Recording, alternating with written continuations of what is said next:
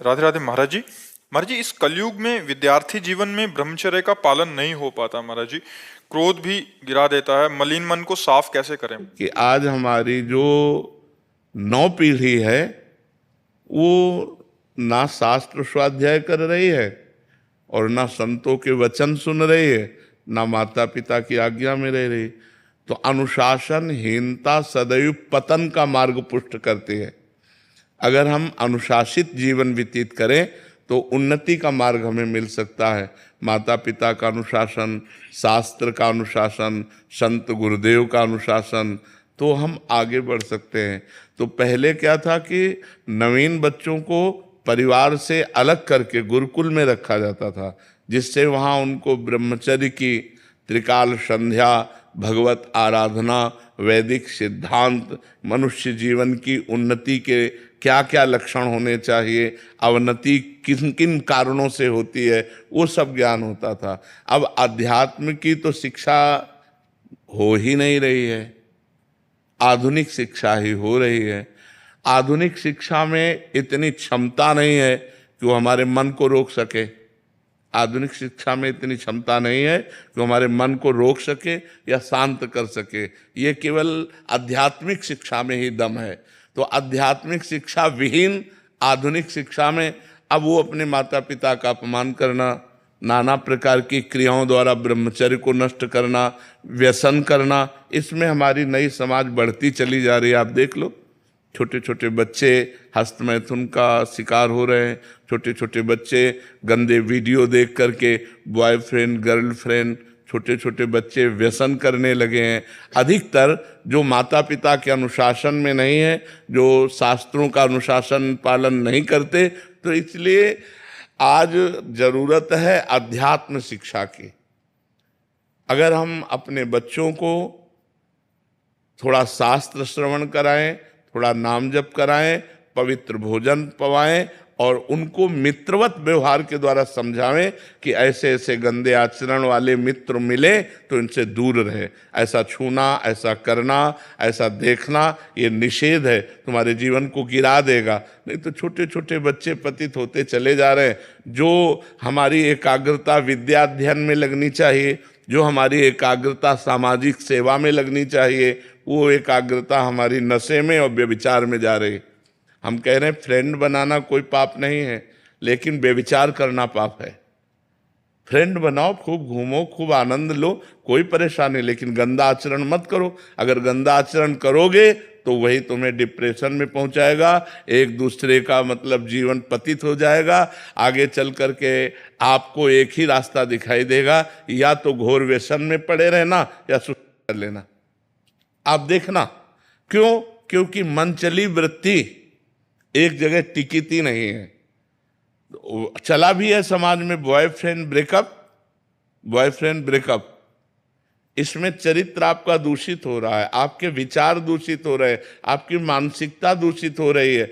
अब आप अपने जीवन को ऐसे गर्त में गिराने जा रहे हैं जो पूरे जीवन आपको दुख देगा, क्योंकि आप एक सद्गृहस्थ नहीं बन पाएंगे।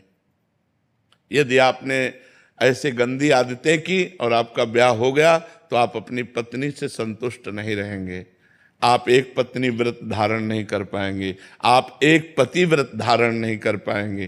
तो आपका न्यू जो जीवन का उत्थान करने की थी, आपने उसी को नष्ट कर दिया। तो इसलिए हमारी बच्चों से प्रार्थना है कि गंदी बात से बचो। दोस्ती में हम कहते हैं कि दोस्ती हजारों से कर लो, हजारों से दोस्त। हम तो कहते हैं शत्रु किसी को बनाओ ही मत, पूरे विश्व को मित्र बनाओ। मित्र बनाने में कोई बात नहीं, लेकिन गलत आचरण मत करो, गंदा व्यवहार मत करो। जब तक ब्याह ना हो जाए तब तक ब्रह्मचर्य का पालन करो, माता पिता की आज्ञा में रहो, ऐसे बिल्कुल गंदे आचरण नहीं।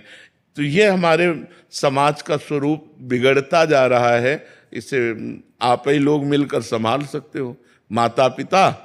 और अगर आप सुधरो, आप सुधरो, आप सुधरो तो सुधर गए समाज। हम दूसरे को सुधारने की चेष्टा न करें। यदि हम अपने को व्यसन और व्यभिचार रहित बनावें तो हमारा समाज सुधर जाए। अगर हम एक एक आदमी सुधरना चाहे तो समाज सुधर जाए, लेकिन सुधरने के पक्ष में बहुत कम लोग हैं और बिगाड़ने और बिगड़ने के पक्ष में बहुत सहजता है ना, उसमें सरलता है। सुधरना चढ़ाई चढ़ना है और बिगड़ना फिसलना है। फिसलने के लिए सब तैयार है और फिसलाने के लिए तैयार है, लेकिन चढ़ने और चढ़ाने के लिए अध्यात्म की तरफ, धर्म की तरफ, पवित्रता की तरफ ये बहुत कम रह गए हैं समाज में जो ऐसा चलना चाहे। एक 12 वर्ष का बच्चा यहाँ बैठ के कह रहा है मैं हस्तमैथुन से परेशान हो चुका हूँ। तो उनका कितनी आयु है? बोले 12 वर्ष की। तो और फिर उसने कहा कि हमारी गर्लफ्रेंड भी है। तो हम कहा 12 वर्ष में गर्लफ्रेंड हो गई, हस्तमैथुन हो गई। तो मतलब ये छोटी छोटी अवस्थाओं के बच्चे इतने गंदे स्तर में गिर रहे हैं, तो क्या होगा, समाज का क्या होगा? कॉलेज आदि में यही ट्रेंड चल चुका है महाराज जी। तो कैसे महाराज जी सुधार होगा? जैसे आप कह रहे हैं कि दोस्ती करने में कोई दिक्कत नहीं, बट वो अपनी इंद्रियों पे काबू ना करने के कारण फिर वो उस फिसलन में नहीं, हम जैसे अपनी बहन के साथ भी तो रहते हैं घर में। मित्रता रखना कोई पाप नहीं है, कोई दोष नहीं है, लेकिन मित्रता रख करके कुपंथ में चले जाना, कुमार्ग में चले जाना, ऐसी हरकतें कर देना जिससे जीवन बर्बाद हो जाए, तो हमें लगता है इस पर सुधार होना चाहिए। बच्चों को अपने जीवन को पवित्र रखना चाहिए जब तक पाणी ग्रहण ना हो जाए, जब तक माता पिता सुव्यवस्थित जगह ब्याह ना कर दें, तब तक। देखो, जो ये बच्चे एक दूसरे को भगा ले जाने वाली वृत्ति रखते हैं ना, वो बहुत दुख पाते हैं। मतलब माता पिता सालों लगाते हैं अपनी बच्ची के ब्याह के लिए, सालों जा जाके अगल बगल पूछ के रिश्ता नाता, उसके आचरण, उसके, तब जाकर अपनी बच्ची को सम्मान के साथ उसके हाथ में देते। और तुम जो 2-4 बातें कही भाग गई उसके साथ, तो पूरा जीवन निर्वाह थोड़ी होगा। तो वो कैसा व्यक्ति स्वभाव वाला है? देखो, प्रेजेंट का स्वभाव अलग होता है, लेकिन हमारा एकांतिक जीवन कैसा है, हमारा पर्सनल जीवन कैसा है? तो जब आप किसी के पर्सनल जीवन में घुसेंगे तो आप खतरा पाएंगे। इसलिए माता पिता की अनुमति आवश्यक है, क्योंकि वो अच्छी तरह देख सुन करके अपने बच्चे को सुखी करना चाहते हैं। पर आजकल बच्चे ऐसे माता पिता को कुछ नहीं समझते हैं, मनमानी आचरण करते हैं। बहुत विचित्र दशा आ रही, बहुत विचित्र दशा आ रही। जो जवान बच्चे हैं वो बूढ़े माता पिता को पीट रहे हैं अपने माता पिता के अनुसार। और मातृ देवो भव पितृ देवो भव, शास्त्र वेद आज्ञा करता है। अगर माता पिता की आराधना नहीं हुई तो भगवान की आराधना कौन कर सकता है? भगवान तो अव्यक्त है, माता पिता तो व्यक्त भगवान हमारे विराजमान है। तो इसलिए समाज को आध्यात्मिक शास्त्रों का स्वाध्याय करना चाहिए, आध्यात्मिक संतों की वाणी सुननी चाहिए और उसके अनुसार अपने आचरण बनाने चाहिए। हरे कृष्णा महाराज जी, हमारे संतों की निंदा हो रही है तो क्या करना चाहिए? कान में अंगुली डाल लेनी चाहिए, क्योंकि अपने अपने चश्मे हैं। जिस चश्मे को हम हरा चढ़ाएंगे तो संसार हमें हरा दिखाई देगा, लाल चढ़ाएंगे तो लाल दिखाई देगा। अब संतों के भाव को समझ पाना, स्थिति को समझ पाना, तो संत ही है। तो संत तो सब है नहीं, तो जिसकी जैसी दृष्टि है वैसे ही तो दर्शन करेगा, और जैसा दर्शन करेगा वैसा वर्णन करेगा। जाकी रही भावना जैसी, प्रभु मूर्ति देखी तिन तैसी। तो हमें चाहिए जहाँ संत निंदा हो रही हो वहाँ कान में अंगुली डाल करके चले जाना चाहिए।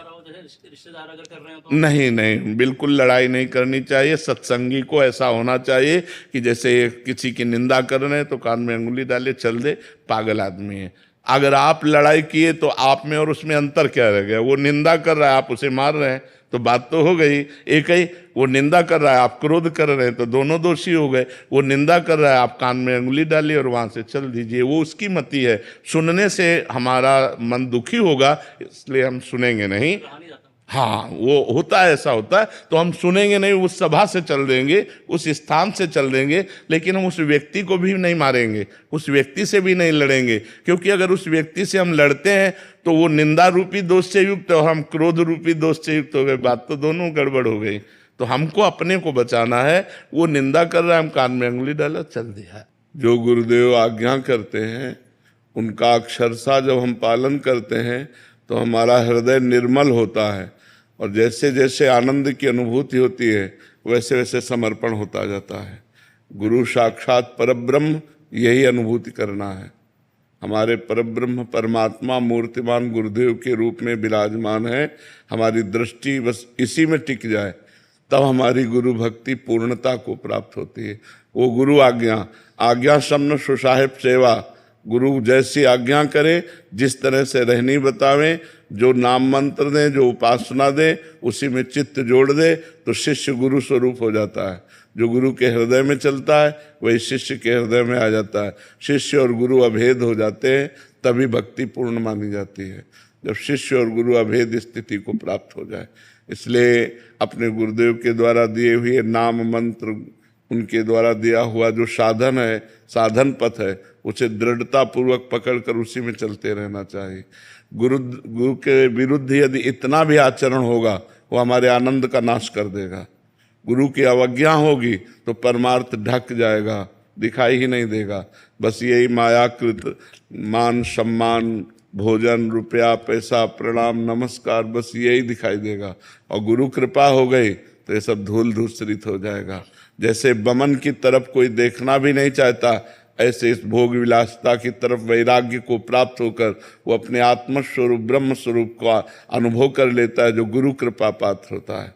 इसलिए गुरुदेव की आज्ञा में रहे, गुरुदेव के बताए हुए साधन पथ पर चले, तो गुरुदेव के चरणों में अनन्य प्रेम हो जाएगा। श्वेता रंजन जी। राधा वल्लभ श्री हरिवंश। राधे राधे। महाराज जी, आप कह रहे हैं कि अपने जो अभी जो प्रेम है और गुरु के प्रति और कैसे बढ़ाया जाए? अनन्य तो है, बट और कैसे बढ़ाएं? बस जो गुरु ने नाम दिया, मंत्र दिया, निरंतर जपते जाओ, देखते जाओ कि गुरु से कितना प्रेम होता है। गुरु की आज्ञा का अगर उल्लंघन करके किसी भी जगह अपराध करोगे, वो सीधे अपराध गुरु से अप्रीति कर देगा, गुरु के विरुद्ध भाव आ जाएगा, गुरु के प्रति दोष दर्शन होने लगे। कहीं भी अपराध करो विश्व में, कहीं भी विश्व में अपराध करो, पहले तुम्हारे गुरु से संबंध खंडन होगा, तब तुम्हारा पतन होगा। अगर गुरु से संबंध खंडन न हो तो माया की ताकत नहीं कि वो शिष्य को पतन के मार्ग में ले जाए। इसलिए हम कहीं भी किसी की निंदा ना करें, किसी की निंदा ना सुने, किसी के दोष दर्शन ना करें, किसी के दोष दर्शन वर्णन ना करें, तो हमारा भजन सुरक्षित रहेगा। इसलिए हम तीन को संभालें, वाणी को, कान को, नेत्र को। नेत्र से दोष दर्शन न करें, और कान से हम किसी की निंदा न सुने, और वाणी से हम किसी की निंदा न करें। अगर परदोष दर्शन, परदोष श्रवण, परदोष कथन से बच जाएं और हमारे शरीर के द्वारा कोई मलिन अपराध ना बने, तो गुरु चरणों में दिन प्रतिदिन अनुराग बढ़ता चला जाएगा। गुरु के चरणों में अनुराग बढ़ने का मतलब इष्ट का सानिध्य। गुरु प्रसन्न साहब अनुकूला, मिटी सकल कल्पित भय। कल्पनात्मक जो जड़ चेतन की ग्रंथि का भाव था वो नष्ट हो गया, वो अपने स्वरूप में स्थित हो गया, या भगवान के प्रेम में मतवाला हो गया। तो पर निंदा, श्रवण, कथन इससे बचे, और परदोष दर्शन से बचे, और खूब डट के नाम जप करे, और कहीं कोई शरीर से अपवित्र आचरण न होने पावे। नहीं, बहुत बुरा फंसता है साधक, फिर हृदय जलता है, इंद्रियों की विलासता में फंस करके वो अपना नाश कर लेता है। अब चढ़ने की हिम्मत नहीं रह गई, और इंद्रियों की विलासिता उसे ऐसा कमजोर कर देती है कि जिस भोग में वो सुख चाहता था, अब वही जलाता है उसे, पर उसे छोड़ नहीं सकता। इसलिए गुरु अवज्ञा ना हो, गुरु आज्ञा के अनुसार जीवन हो, तो प्रतिदिन अनुग्रह बढ़ता जाएगा, अनुराग बढ़ता जाएगा, गुरु कृपा बढ़ती जाएगी, गुरु प्रेम बढ़ता जाएगा। गोपीलाल जी राजस्थान से। राधा वल्लभ श्री हरिवंश। महाराज जी, आपका भी गुरु से संबंधित ही प्रश्न है कि गुरु की सेवा महाराज जी पूर्व के भजन से मिलती है या कृपा से, या उससे कैसा? नहीं, कृपा से मिलती है। इसमें अपना साधन पक्ष तो नहीं होता। गुरु सेवा गुरु कृपा से मिलती है। जब गुरु प्रसन्न होते हैं, अहेतुकी कृपा करते हैं, तब वो आज्ञा कर देते हैं। उपदेश करना अलग बात है, प्रवचन करना अलग बात है, आज्ञा करना अलग। आज से तुम ऐसे रहोगे, आज से तुम ये जपोगे, आज से तुम ये करो, ये गुरु आज्ञा है। बस यही सेवा है। हाथ पैर दबाना, कपड़ा धो देना, भोजन प्रसाद की व्यवस्था कर देना, ये बाह्य सेवा है। ये बाह्य सेवा करते हुए भी यदि गुरु की आज्ञा का उल्लंघन हो जाए तो लाभ नहीं प्राप्त हो पाएगा। बाह्य सेवा नहीं है और गुरु की आज्ञा पे आप चल रहे हो, तो वही वस्तु प्राप्त होगी जो गुरुदेव को प्राप्त है। तो सबसे जोरदार बात है गुरु आज्ञा का पालन करना, किसी संत महापुरुष की आज्ञा में जीवन समर्पित कर देना, ये बहुत कठिन बात है। मन स्वतंत्रता चाहता है, मनमानी आचरण करना चाहता है, गुरु की आज्ञा में चलना बिल्कुल कठिन बात है। और जो चल गया तो माया पर विजय प्राप्त कर ले गया। जे गुरु चरण रेणु अनुरागी, ते लोकहु बेदहु बड़ भागी। जे गुरु चरण रेणु सिर रही, ते जन सकल विभव बस करही। बन्नो गुरुपद पदुम परागा, सुरित सुबास सरस अनुरागा। श्री गुरु पद नख मनगन ज्योति, सुमिरत दिव्य दृष्टि ही होती। गुरुदेव साक्षात परब्रह्म परमात्मा मानव रूप में हमारा कल्याण करने के लिए अवतार लिए हैं। बन्नो गुरुपद कंज, कृपा सिंधु नर रूप हरि। महामोह तम पुंज, जासु बचन रवि कर निकर। पर अपने गुरु में मनुष्य बुद्धि या बहुत संत बुद्धि, परब्रह्म बुद्धि नहीं हो पाती, इसीलिए हम लाभ नहीं ले पाते। अगर ये कि हम जिसकी आराधना कर रहे हैं, जिस इष्ट को प्राप्त करना चाहते हैं, वही इष्ट मूर्तिमान गुरुदेव के रूप में विराजमान है। अब हम कौन सा ब्रह्म साक्षात्कार करें? हम अपने ब्रह्म से बात करते हैं, हम अपने ब्रह्म का दर्शन करते हैं, हम अपने ब्रह्म के अनुभव में हैं। तो ये बहुत कठिन है, बहुत कठिन है। गुरु प्रेम होना बहुत कठिन बात है। गुरु की छोटी छोटी वस्तु मतलब भगवान जैसी प्यारी लगेगी। बोले गुरु जी की पादुका है, ये गुरु जी की प्रसादी है, गुरु जी की प्रसादी, वो ऐसा लगेगा मानो भगवान मिल गए। एक बार हम कथा सुनाते हैं कि अमीर खुसरो जी हीरा जवाहरात का व्यापार करते थे, पर अपने गुरु के अनन्य भक्त थे। तो एक उन फकीर के पास जाते और कहते हमारी बेटी का ब्याह है, बाबा कुछ व्यवस्था कर दो। तो धनी मानी लोग आया करते थे, तो इस भाव से गए थे। तो उनका परसों आना, फिर परसों आया, बाबा बेटी का ब्याह है, वो आपने कहा था परसों आना। अब बाबा के पास तो बाह्य कुछ था नहीं, धनी पुरुषों से मांग सकते नहीं। तो उनका बेटा हमारी पादुका ले जा।